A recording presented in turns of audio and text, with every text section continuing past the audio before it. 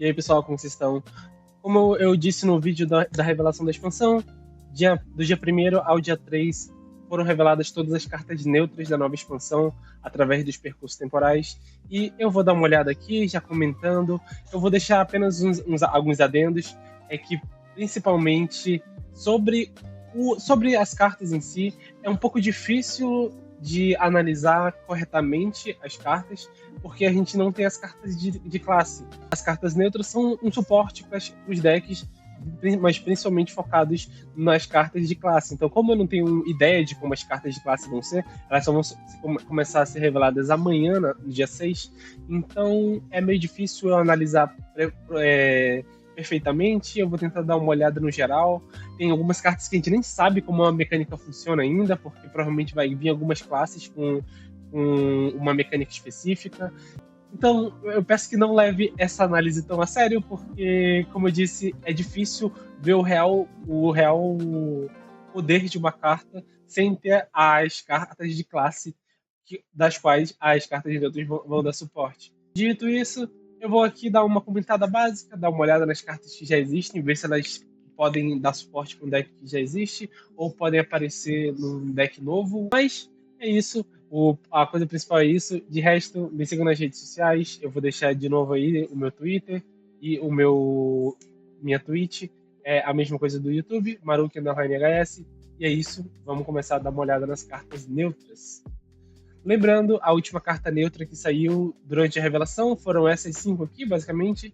O Nosdormo, a Vanguarda, o Senhor Horácio e as 2 cartas da Soldado, né? Tanto a da Revoada Bronze quanto a da Revoada do Infinito, Nosdormo e Morozonge. Continuando, eu vou falar delas na ordem em que elas foram reveladas, porque fica mais fácil de controlar. Assim. A primeira carta, uma 7 manas, 4/8, sem tribo nenhuma, Chronoloord Deus. Seu poder heróico, gritos de guerra, últimos suspiros e efeitos de final de turno são ativados 2 vezes. Isso aqui, quando eu olhei, eu pensei... A primeira coisa que eu pensei é que seria... Isso aqui é insano no BG. Dito isso, é esquisito ver isso no ranqueado. É difícil ver cartas tão pesadas e ainda mais com efeitos passivos, mas é uma carta muito forte. No geral, essas cartas que têm efeitos passivos, que fazem outros efeitos durarem mais ou serem ativados mais vezes, normalmente elas são mais baratas. Do Rivendell é 4, o Bran é 3 e a Umbra é 4. Então, no geral, essas cartas são um pouco mais baratas. Provavelmente vai aparecer um combo. Agora a gente tem não tem uma limitação de mana, basicamente, já que a gente tem a Ysera, que pode aumentar a mana para 15. Tem algumas classes como Druida e Guerreiro que conseguem fazer a mana passar dos 15, que já é o máximo que a Ysera dá.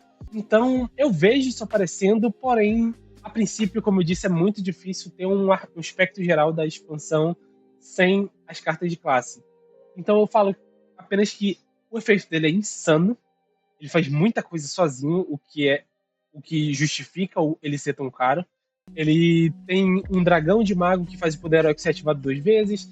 Tem o Bran, que faz os gritos de guerra 2 vezes. Barão, que consegue fazer os últimos suspiros. E a Dracari, que consegue fazer os efeitos finais de turno. Então ele é 4 cartas em 1. Isso justifica o custo dele. Mas normalmente ele vai aparecer. Se ele aparecer, vai ser no deck combo. E por enquanto eu não consigo ver, porque, como eu disse, as cartas de classe ainda não foram reveladas.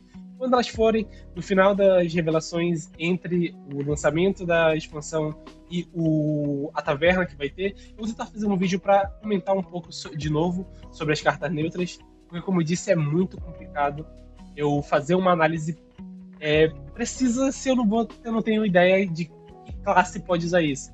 Então, sobre o Deus, é isso. Agora, seguindo para a nossa protagonista da expansão, Corona, uma 6 manas, 4/6, Último Suspiro, compre outra cópia dos cards que você jogou nessa partida. Eu vejo essa carta sendo muito boa para um deck agressivo. No geral, decks agressivos têm um problema que é ficar sem carta. Algumas classes conseguem ser agressivos enquanto mantêm cartas, porém outras classes, quando tentam fazer decks muito agressivos, elas não conseguem manter a pressão. Ela tem uma muito forte, Porém, a partir do quinto, sexto turno, começa a perder o turno justamente porque não tem cartas na mão. Isso aqui garante que você vai comprar todas as cartas que você jogou nos turnos anteriores. Eu não vejo isso sendo rodado em decks um pouco mais lentos, justamente porque se você é um deck mais lento, você vai ter uma mão muito forte, uma mão muito cara. E quanto mais o tempo passa, meio que mais difícil fica controlar ela, porque, como eu disse, você precisa controlar sua mão e ao mesmo tempo ela vai comprar todas as cartas que você jogou. Então, quanto mais tarde você jogar, pior para você. Então, por isso que eu vejo ela sendo usada principalmente no deck agressivo. O Nosdormu foi apresentado no começo da expansão, agora chegou a hora do Murozond. Murozond, o liberto, 9 manas, 8/8, dragão, obviamente. Grito de guerra no início do seu próximo turno. Mude o ataque desse lacaio para infinito. É realmente bem difícil de falar sobre essa carta, porque ela é meio que um ATK de uma carta só que você precisa depender que o seu oponente não tire. Você vai jogar e talvez dê para você... Por exemplo, eu vejo a máscara do druida, lembrando que a máscara do druida dá furtividade, então pode aparecer um deck um pouco esquisito com ele. A forma de ganhar seria o guerreiro ganhando a missão dele. A missão ele ganha a missão de a recompensa de mago. A recompensa de mago ganha um turno extra. Turno extra, Murozond garante um letal. Eu vejo poucas formas de você garantir que ele vai sobreviver. Mas é aquilo, se ele sobreviver, você ganhou o jogo. Continuando com as revoadas, Revoada do Infinito e Revoada de Bronze, ambas ganharam seus Dragonettes. Dragonete do Infinito é uma 3 manas, um 4 dragão, com Venenoso e Renascer. Dragonete de Bronze, antítese do Dragonete do Infinito. O Dragonete do Infinito vai matar o lacaio do seu oponente. O Dragonete de Bronze vai dar vida para você enquanto combate a mesa. Assim como as Soldadas de Bronze, ele pode aparecer no deck de dragão, mas eu não vejo sendo insano. O deck de dragão tá começando a aparecer, já apareceu a Vanguarda, que vai buffar, lacaio, Soldada que dobra a vida, Soldada que dobra ataque, uma disputa muito grande de mesa, tanto para tirar a mesa quanto para se curar. Então, eu vejo esse deck de dragão aparecendo, vai só depender das cartas de classe. Próxima carta, Devoto da Verdade Calejado, 4 manas, 4/5, Draenei. Grito de guerra, mude o custo de cada card na mão de ambos os jogadores para seus custos originais. Ele basicamente é uma carta tech para redução de custo. Vai depender, se tiver muita redução de custo, Ladino vai odiar isso, o Mago provavelmente vai odiar isso também. Ele é como qualquer carta tech. Alguns decks ele não vai fazer nada, contra alguns outros ele vai simplesmente ganhar o jogo sozinho. Próxima carta, 3 manas, 7/2, Elemental e Fera, Gorjeareia. E nenhuma carta de texto. Eu sou contra cartas que não fazem nada, não tem nenhum tipo de efeito. A única coisa que ele faz é ter um status absurdo pro custo. O que é bom, se um deck é agressivo, ele vai querer ser um coisa, mas ao mesmo tempo ele é muito fraco. Se ele fosse 6/3, eu acho que estaria melhor. Ele precisa com certeza compensar o fato dele não ter nenhuma text box. Mas é aquilo. Para mim é carta filler, assim como o Ultrasauro. Porém, o Ultrasauro, o Ultra Gigasauro, que veio na expansão passada, ganhou um suporte. Quem sabe não apareça um deck para essa coisa. Mas, a princípio, eu não gosto. Próxima carta, Furiante de Corda. 5 manas, 5/1, como todos os Furiantes. Mecanoide, 5 manas, agora que eu percebi. O Furiante normalmente são 3 manas. Grito de guerra, receba 1 de vida para cada turno que você jogou nessa partida. Ok, compreendi. O Furiante de Corda, ele entra sendo pelo menos um 5/5. Dito isso, sinceramente, carta filler, não vejo isso aparecendo muito. Como todo Furiante, não vejo ele rodando. Ampulheta Senciente, 6 manas, 4/9, rapidez. Depois que esse lacaio sobreviver a dano, troque seus atributos. Também não vejo isso aparecendo muito. Mas como eu disse, é muito complexo, principalmente ver esses negócios de tribo, porque pode vir suporte para tribos em algumas classes. Elemental, normalmente você pensa em mago, você pensa em xamã, mas mesmo assim é muito caro e o efeito não compensa. Eu não vejo. Essa expansão até agora tá bem esquisita. Próxima carta, Defensora Âmbar, 8 manas, 4/12. Provocar, Último Suspiro. Evoque um lacaio aleatório do passado. Ok? Então só lacaios livres podem ser usados. Podem ser evocados. Não parece ser impressionante assim, mas por ele ser uma 8 manas, ele pode ser evocado naquele bichinho de DK, ele pode ser achado na nebulosa de Xamã. Ele ser 8 manas é bem interessante, mas mesmo assim, tipo, vejo opções melhores, tanto na nebulosa quanto no lacaio de DK. Então, parece um lacaio bom, sólido, mas novamente, se não rodar um deck unicamente de dragão, e até se rodar um deck de dragão, eu não vejo isso sendo uma carta prioridade nesse deck. Continuando com a temática de dragões, quebra com fluxo, 7 manas 7/7, retroceder, grito de guerra, cause 7 de dano a um inimigo aleatório. Ok, então você pode jogar esse lacaio, pode dar dano no oponente, vale ressaltar, é um inimigo aleatório, e caso você não acerte o inimigo que você queira, você pode voltar uma vez e fazer de novo. Como eu disse, é difícil ver um deck de tribo aparecendo, mas se um deck de dragão aparecer, tem bastante suporte. Já apareceu bastante coisa de dragão. Ainda mais lembrando que um deck de dragão com muitas cartas de dragão aparecendo nessa expansão abre espaço para o Morozond.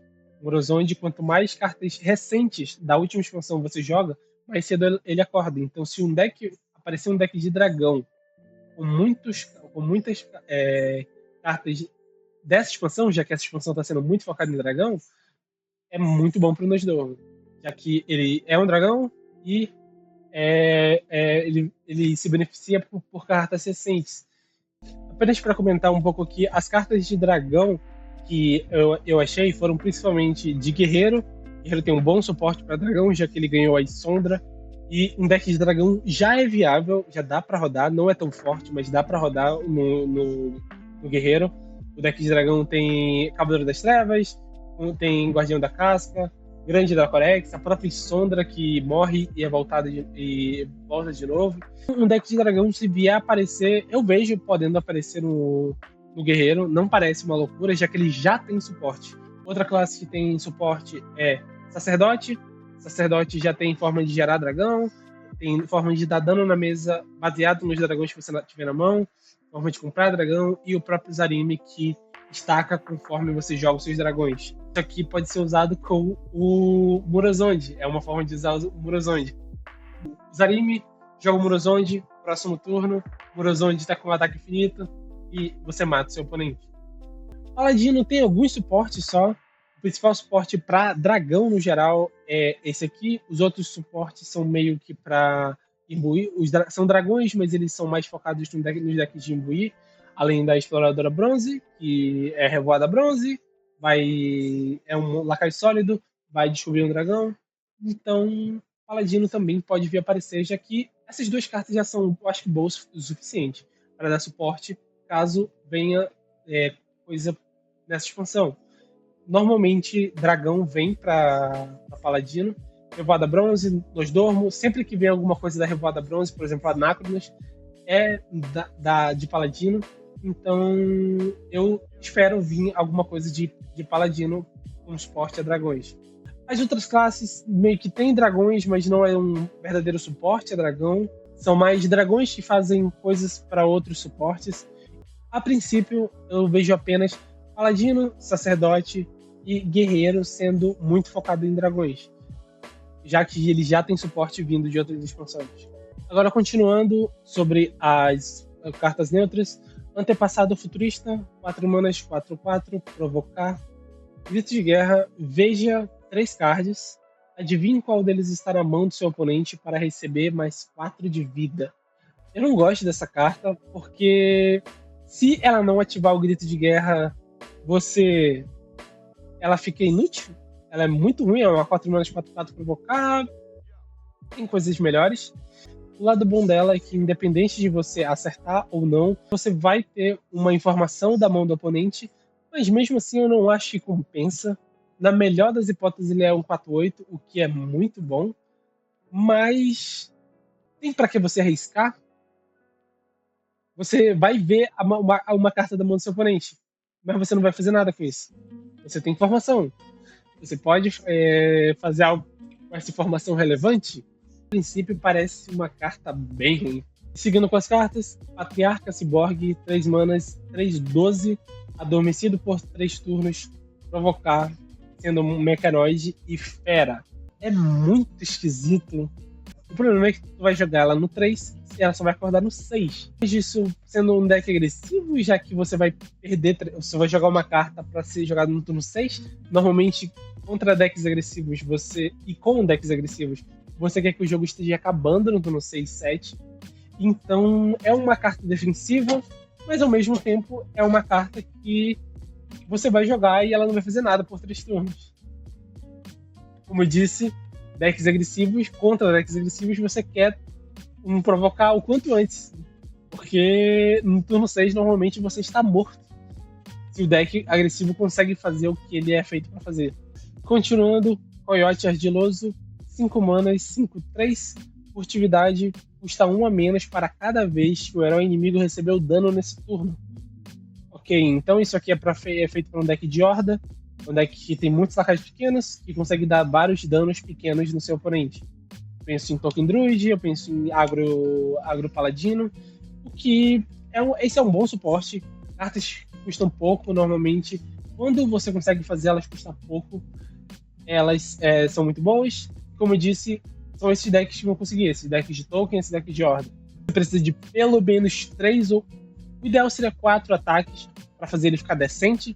Uma mana 5/3 é insano, 2 manas 5/3 é bom ainda, mas a partir de 3 manas, o que significa 2 ataques só por turno, pode não ser tão suficiente. Próxima carta, Variante Perigosa. 2 manas 1/1. No início do seu turno, transforme em um lacaio aleatório de custo 5. É uma carta que eu não sei se vale o risco. É uma carta que você vai jogar e ela sobreviver insanidade, mas ela é muito fácil de matar. Um lacaio vai trocar nisso e não vai sofrer nenhuma penalidade, vai sofrer apenas 1 de dano. Um feitiço vai matar isso e acabou. Ela só tem 1 de vida, ela não consegue nem tancar vários hits de um feitiço, nem precisa de um lacaio muito grande para matar ela. Então, novamente, não vejo isso aqui aparecendo. Continuando com as cartas, Memória Esmaecente, 4 manas, 6/3, morto-vivo. Último suspiro, receba um lacaio aleatório de custo 5 do passado. Isso aqui parece uma carta muito boa na arena. É uma carta que é um status decente, não é nada demais, é um morto-vivo, também não ajuda em muita coisa, mas ela vai te garantir um turno 5. Um turno 5 do passado, e tem muita carta no modo livre. Alguns turnos 5 são horríveis, alguns vão ser bons. Vai depender puramente do RNG, e é por isso que eu falo que essa carta é muito boa para a arena, já que são meio que 2 cartas em 1. Você vai ter um turno 4 que vai garantir para você o turno 5. Mas no ranqueado padrão, não vejo isso sendo muito relevante. Agora, a Serpente da Ampulheta, 4 manas, 2/4, escudo divino. No final do seu turno, conceda +1/+1 a todos os lacaios na sua mão. Isso pode ser interessante. Isso aqui, se aparecer um deck que precise desses buffs na mão, lembrando que já existe decks que usem buffs na mão, como por exemplo o Range Buff DK. Se aparecer um deck que precise desse Range Buff, isso aqui vai ser uma boa pedida. Guardião das Crônicas, 4 manas, 3/6. Se você tiver um dragão na mão, receba provocar escudo divino. E tá aí mais mecânicas de dragão. Isso significa que a gente deve ter sim, nas cartas de classe, mecânicas para beneficiar os dragões.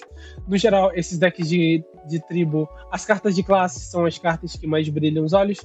Então, o meu resumo para essa carta é: se aparecer um deck de dragão, isso aqui deve rodar. Continuando, Desestabilizador Quântico, 3 manas, 4/9. Mecanoide, esse lacaio recebe o dobro de dano de todas as fontes. Não acho que apareça. É muito difícil ter um lacaios que são fortes simplesmente por ser fortes. Ainda mais esse aqui que vai receber o dobro de dano, então ele vai ser muito forte, mas ao mesmo tempo ele não vai causar tanto problema, já que ele vai ser teoricamente facilmente lidável. Diferente do Viajante Temporal, 3 manas 4/1, evoca uma sombra 4/1 que ataca o inimigo aleatório. Lembra um pouco a Sônia, da expansão de Escolomante, se eu não me engano. Ela era uma 4 manas 4/2, esse aqui evocava um 4/2. Esse aqui é um 3 manas 4/1 que evoca um 4/1 que já chega atacando. Parece um lacaio decente e nada demais. Chegando agora na Salta-Tempo, 4 manas 3/4 pirata. No fim dos respectivos turnos, cada jogador recebe uma moeda. Então você garante pelo menos uma moeda, já que se o seu oponente matar ela, você não recebe a do turno dele. Toda classe meio que gosta de moeda, mas ao mesmo tempo eu não vejo, se não for em decks específicos, eu não vejo isso rodando, justamente porque todo mundo gosta de moeda, mas quem gostaria de gastar um slot do deck com isso aqui? Parece uma carta que vai definir um deck, parece uma carta boa, decente, que vai ficando melhor, mas ao mesmo tempo é apenas uma moeda, e sem contar que o seu oponente também ganha ela. Máquina do Tempo, 6 manas, 6/6 Mecanoide, provocar, último suspiro. Receba um card aleatório com retroceder. Nossa, isso aqui parece a carta mais filler do universo. É um suporte para mecânica de retroceder, mas não é nem um suporte, vai te dar um card aleatório, vai depender simplesmente das cartas de retroceder.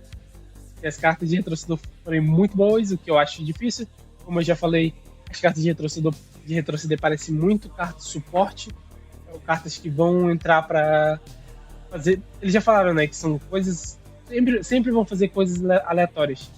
Então, eu não vejo por que colocar isso no deck. Continuando, casualidade atemporal, 2 manas, 3/2, elemental, grito de guerra, inverta a ordem do seu deck. Não vejo muito propósito nessa mecânica. Pode vir a aparecer alguma coisa interessante, mas normalmente a ordem do deck é meio que aleatória e meio que vai sendo gerada no decorrer das mecânicas que tu vai usando. Se tu, por exemplo, não usa nenhuma mecânica para ver no seu turno, você pode dizer que praticamente é full aleatório. Então eu não vejo um porquê funcional disso aqui. Já que você vai inverter de uma ordem aleatória para aquela ordem aleatória invertida. Como você não tem controle dessa ordem, a não ser que você ganhe a forma de controlar essa ordem, eu não vejo por que rodar isso aqui. Parece que só no seu próximo turno ele vai reduzir o custo. Deveria estar no plural isso aqui. Assim meio que confunde, é por isso que eu tive que procurar, porque do jeito que está escrito parecia que ele é só reduzir de 8 para 7 e ia ficar no 7. Mas aparentemente não. Isso faz a carta virar muito boa. Um pouco também a pintura de aquarela do mago, que eu já mostrei, e que é a mesma coisa. Você vai comprar uma carta e no futuro você vai usufruir do custo dela sendo muito mais baixo. Continuando com a Proibida, a carta que não pode ser entendida. É uma 3 manas, 4/3. Sempre que você estilhaçar um card, cause 2 de dano a todos os lacaios. Como eu disse no começo do vídeo, essa é a carta que a gente não sabe o que estilhaçar significa. Provavelmente é a mecânica nova. Assim como tínhamos aquele elemental 2 manas 2/2 que evoca asteroide, ele é o único suporte que a gente tem para asteroide neutro. Então, é exatamente isso. Esse é um suporte para uma mecânica que alguma classe vai receber. Como a gente ainda não tem essa classe, a gente nem sabe o que estilhaçar significa, mas ele vai ser um suporte neutro para esse deck. É isso, 3 manas, 4/3, um status decente, mas você precisa estilhaçar. O que significa estilhaçar? Só a Blizzard sabe. A partir de amanhã a gente deve descobrir. Continuando com as cartas neutras, 5 manas, 3/5, Maga Eônica, retroceder, grito de guerra, receba 2 feitiços aleatórios da sua classe. Outra carta de retroceder, novamente, não acho que retroceder vai ser uma mecânica muito poderosa. Pode vir aparecer algum suporte muito bom para retroceder em alguma das classes, mas, a princípio, parece só uma palavra-chave de suporte, parece só uma palavra-chave secundária. Esperamos que venha alguma coisa, se vier vai ser interessante. Parece uma mecânica muito boa. Farfalheta Miúda, uma mana, fera, último suspiro, evoque um lacaio aleatório de custo 2 que fica adormecido por 2 turnos. Sendo uma fera, a gente pensa em caçador. A princípio parece bem lenta, você vai jogar lá no turno 1. Se o seu oponente não matar no turno 1, ela morre no turno 2. E aí você vai ficar o 3 e o 4 dormindo. No 5 você vai conseguir atacar com o lacaio. Não parece uma carta muito boa para decks agressivos, justamente por demorar um pouco para você ter. Mas é uma fera, vai que aparece alguma coisa. A princípio não parece nada demais. As feras que o caçador já tem parecem muito mais fortes. Agente desconhecido, 5 manas, 4/5. Após esse lacaio sobreviver a dano, transforme-o em um lacaio aleatório de custo 7. Isso aqui é parecido com aquela viajante, que é 2 manas 1/1. Porém, esse aqui é um pouco mais difícil de matar. E esse aqui não é nem matar. Ele não precisa nem sobreviver ao turno, ele precisa sobreviver a dano. Então ele parece um pouco mais fácil de você procar, mas mesmo assim não acho que vale a pena. Carta que parece insana pra arena, essa expansão tá cheia desse tipo de carta. Eu olho e falo, caraca, isso aqui na arena pode ser muito bom. Mas pro padrão, não vejo aparecendo muito. Chegando na penúltima carta, Murlontem. 2 manas, 3/1, Murloc, no final do seu turno, conceda 1 de vida aos seus outros lacaios. Isso é muito interessante pro deck de Paladino, deck já existente de Murloc. Simplesmente porque ele dá vida sem precisar. Ele é mais barato que aquele lacaio que dá vida, além de ser uma passiva. Todo final do turno você vai dar 1 de vida pros seus Murlocs, não é um grito de guerra. Então, até os lacaios que você joga depois dele também vão continuar com esse buff. Então, decks que já rodam a versão com aquele Murloczinho que tem um grito de guerra que dá 2 de vida, eu vejo facilmente trocar ele por esse, já que ele também dá vida. E apesar de precisar sobreviver para continuar dando vida, ainda assim, se ele sobreviver, vai ser muito bom. O deck de Murlocs consegue buffar ele muito, então é bem mais provável dele sobreviver. E ele sobrevivendo, ele é muito mais útil do que aquele Murloc com um grito de guerra. E a última carta, Paradoxo Vivo. 3 manas, 2/1, elusivo, grito de guerra, evoque 2 paradoxos vivos, 2/1 com elusivo. Isso aqui é a Blizzard finalmente entendendo que lacaios que evocam cópias daquele lacaio são horríveis. Porque é exatamente isso que ele faz. Ele evoca 2 cópias dele mesmo, evoca 2 paradoxos vivos, então vai ser lacaios 3 manas, 2/1. O que me cheira a Evolve. Evolve Xamã, normalmente, na época de Uldum, tinha uma lebre, que era uma 3 manas, 1/1, que evocava 2 outras lebres. Isso aqui me cheira a Evolve. Eu não sei se eu gosto, eu não sei se eu quero mais Evolve, mas pelo menos está mostrando que a Blizzard está aprendendo. Sempre que aparece um lacaio que evoca uma cópia desse lacaio, sempre tá alguma merda. E eles sempre tinham que mudar depois. Evoca, na verdade, aqui, o nome, ele botava o nome daquele lacaio. E esse aqui é exatamente isso. Eles não querem colocar evoque 2 cópias desse lacaio, eles querem colocar evoque 2 paradoxos vivos 2/1.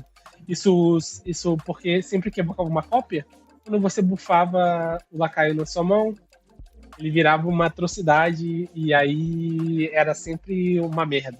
Isso aqui mostra que pelo menos a Blizzard aprendeu com os erros do passado. Mostra que talvez um Evolve possa aparecer. E eu não sei se isso é bom ou não. Mas a princípio foram só essas. Como eu disse, é muito complicado fazer uma análise precisa das cartas caso você não tenha os arquétipos das classes. Esses arquétipos das classes são muito centrais normalmente do deck. E as cartas neutras servem mais como suporte. Essa expansão não veio com nenhuma carta neutra que fosse tipo o pontapé de um combo insano. A única que eu vejo sendo é o Murozonde. O Deus pode ser isso também, mas de resto nenhuma outra carta, tipo, eu vou ser a carta que vai definir aquele deck. Eu, sinceramente, não gostei muito dessa ideia que, tipo, todo deck mais lento rodava o combo de Naralex, Firak e Sera. Isso me incomodou bastante. Eram cartas muito fortes. Neutras, é bom ter cartas neutras fortes, mas ao mesmo tempo, isso aqui parecia mais forte que qualquer coisa que Xamã, por exemplo, recebeu nessa expansão. Ficou um pacote tão forte desses três que essas três cartas apareciam em tantos decks que às vezes ainda assim eram a coisa principal do deck. Por exemplo, o Firak Ogi. A coisa mais forte que é possível fazer naquele deck é um Naralex cedo, porque o Naralex cedo significa um Firak cedo e um Mycera cedo. Então, todo o resto do deck parecia um suporte para fazer isso aqui rodar. Sendo que, para mim, cartas neutras deveriam ser um suporte para as cartas de classe. Não ser o foco principal da classe. Eles podem fazer parte de um combo, mas ele ser, tipo, o foco de todo o deck, para mim, não deveria acontecer. Eu prefiro a ideia de que as classes tenham suas individualidades. Se um combo neutro é tão forte assim, tira meio que a individualidade de cada classe. Todos eles vão fazer cada um a sua coisa, mas todos vão estar dependentes dessas três cartas aqui. Então eu gostei dessa expansão ser muito focada em suportes. Eu não vejo nada tipo, uou, absurdo. Isso aqui com certeza vai rodar num deck tal e vai ser muito bom. Eu vejo suportes para decks que já existem e possíveis suportes para decks que vão existir. Que, sinceramente, eu acho que era a ideia da Blizzard ao fazer a revelação das neutras primeiro. Revelar as neutras, sendo basicamente todas um pouco mais suportes para decks que podem vir, decks que já existem, e a partir de amanhã a gente vai começar a receber as cartas de classe, e sim vão começar a vir as coisas interessantes. A gente vai conseguir ver para qual lado cada classe vai ir.